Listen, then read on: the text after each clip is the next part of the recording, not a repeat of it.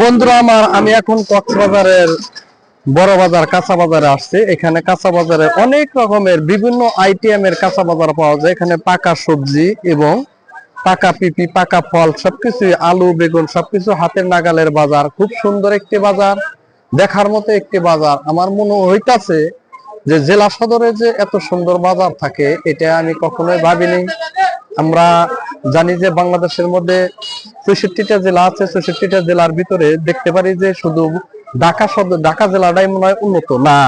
তার পাশাপাশি বাংলাদেশের মধ্যে পর্যটক এলাকা কক্সবাজার, এখানে অনেক সুন্দর একটি বাজার আছে, সেটা দেখার মতো একটি বাজার। কক্সবাজারের কাঁচা বাজার এত সুন্দর মজা, এত সুন্দর ঘোরাফেরা, এত সুন্দর কাঁচা বাজারের ফলমূল এবং সবকিছুই খুব হাতের নাগালের বাজারে ভাবে কেনাকাটা করা যাইতেছে।